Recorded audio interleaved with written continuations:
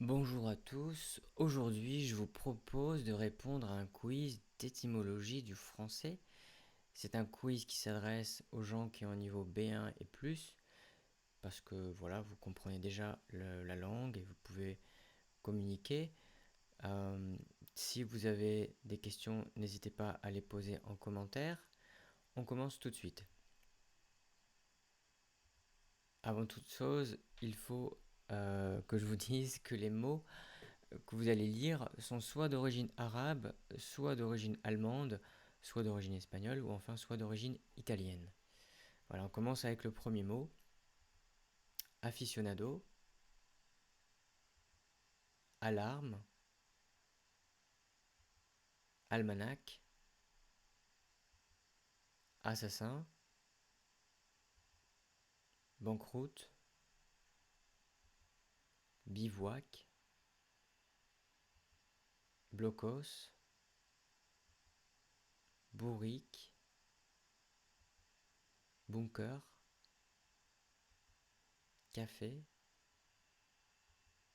farniente, harem, machisme, matador, mezzanine, schlinguer.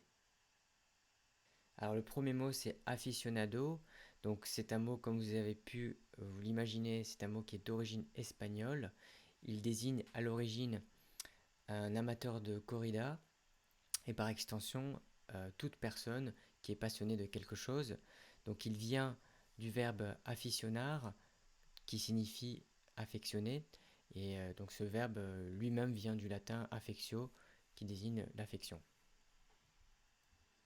Ensuite, on a le mot alarme. Donc le mot alarme a plusieurs sens. Donc ça désigne d'abord un signal pour faire courir aux armes ou pour appeler au secours. Ensuite, c'est une émotion causée dans un camp, dans une place de guerre, à l'approche ou sur le bruit de l'approche des ennemis.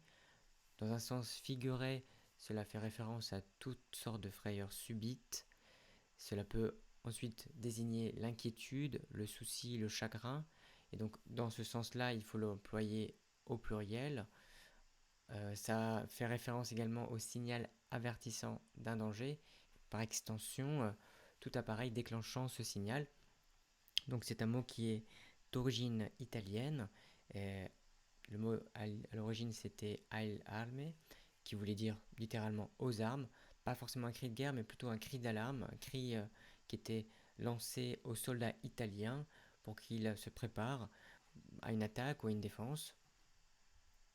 Ensuite, on a le mot almanach qui désigne une publication annuelle qui contient un calendrier astronomique avec les phases de la Lune, la durée des jours, les éclipses, etc. et divers conseils pratiques selon les saisons.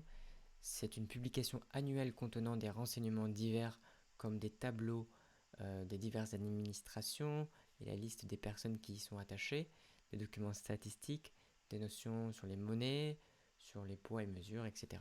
Donc le mot almanach qui vient à l'origine d'un mot arabe, andalou, donc il est la contraction du préfixe al qu'on retrouve souvent dans les mots d'origine arabe et un mot qui est sans doute munwak qui signifie disposer en ordre par série. Voilà. Ensuite, on a le mot assassin. Donc, assassin, qui veut dire celui ou celle qui assassine. C'est un nom qu'on donne aussi à un grain de beauté factice, voilà, qui s'appelle aussi une mouche. Euh, donc, il vient de l'italien assassino, lui-même emprunté de l'arabe hachachin, donc qui fait référence à des consommateurs de hashish, donc du cannabis. Euh, il faut savoir que Hachachin désignait initialement les membres d'une secte militante musulmane, également nommée Nizarite. Donc elle est particulièrement active au XIe siècle en Perse et elle avait pour habitude d'assassiner en public ses opposants.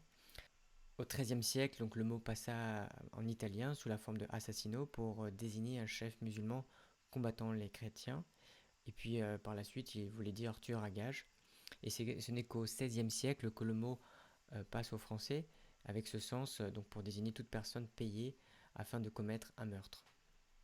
Donc banqueroute, donc c'est un délit accompli par le commerçant ou le dirigeant qui commet certaines fautes graves alors qu'a lieu le redressement ou la liquidation judiciaire du commerce ou de la société gérée pour cause d'insolvabilité réelle ou feinte. Donc dans un sens familier, cela fait référence à un état d'une entreprise ou d'une autre entité qui ne peut plus faire face à ses dettes. Donc dans un sens figuré, ça veut dire échec total. Donc il vient de l'italien bancorota, donc qui est composé de banca et rota, qui veut dire littéralement banc rompu, banc cassé. Cela vient de la Renaissance et de l'Italie où lorsqu'un marchand se comportait de manière frauduleuse, il n'était plus apte à siéger à l'Assemblée des marchands et ainsi son banc était rompu, détruit. Bivouac, donc bivouac qui veut dire garde extraordinaire faite la nuit en plein air ou camp provisoire pour passer la nuit ou par extension lieu de campement. Donc c'est un mot qui vient de l'allemand, biwatch, donc dérivé de bewargen, qui signifie garder ou monter la garde. Donc le mot est entré en français par l'intermédiaire des mercenaires suisses. Il est adopté par les autres langues européennes lors des guerres napoléoniennes, principalement à partir de la forme bivac, majoritaire avant le milieu du XIXe siècle. Blocos, donc blocos est un mot qui signifie maison construite en tronc d'arbre.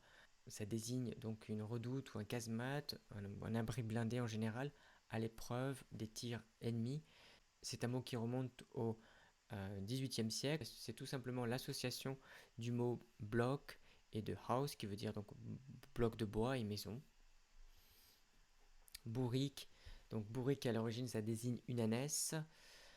Par extension, ça désigne l'âne ou l'ânesse, et donc il y a plusieurs sens à ce mot, donc un sens péjoratif qui désigne un mauvais petit cheval.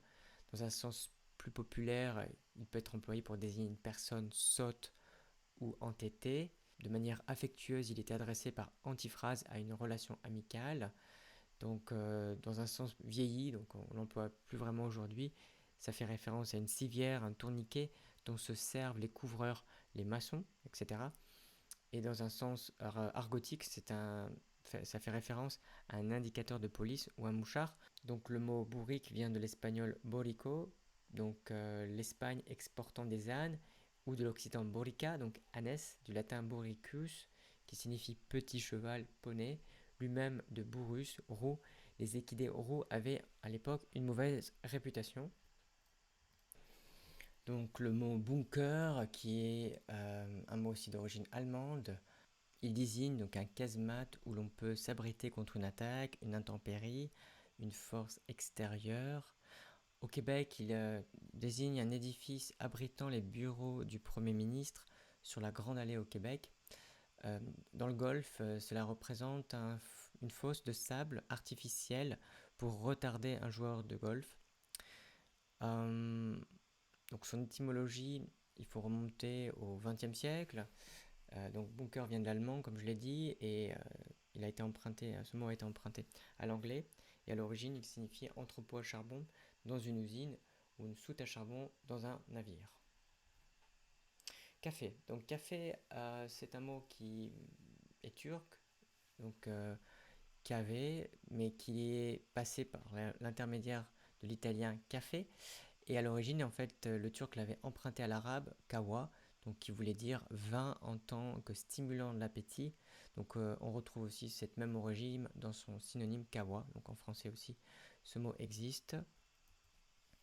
Farniente, donc là c'est assez simple, donc ça vient de l'italien et ça veut dire littéralement ne rien faire. Harem, ça désigne une gynécée, c'est-à-dire un appartement réservé aux femmes. Dans les pays musulmans.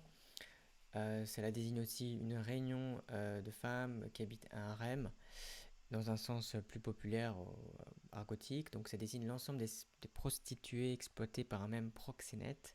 Donc son étymologie est ottomane, mais elle vient de l'arabe harim qui signifie endroit ou chose interdite.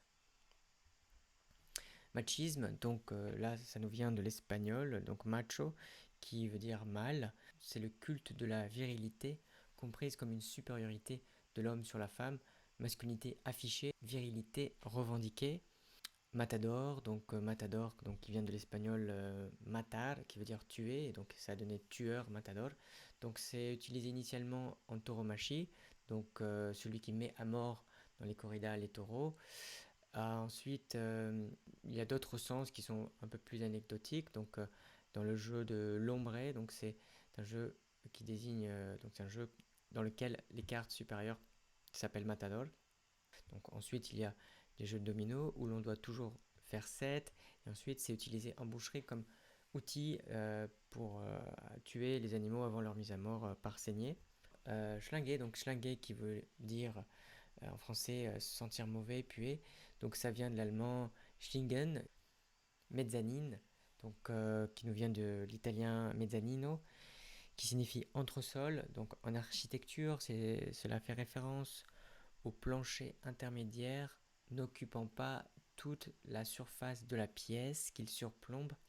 En électronique, une carte mezzanine est une carte électronique qui se monte en parallèle d'une carte mère. C'est un anglicisme aussi par ellipse, c'est-à-dire que c'est une dette qui, dans un rachat d'entreprise, par endettement, se situe entre la dette principale et les capitaux propres. Voilà, si vous voulez recevoir par email des conseils en français, n'hésitez pas à cliquer sur le lien dans la description. À bientôt.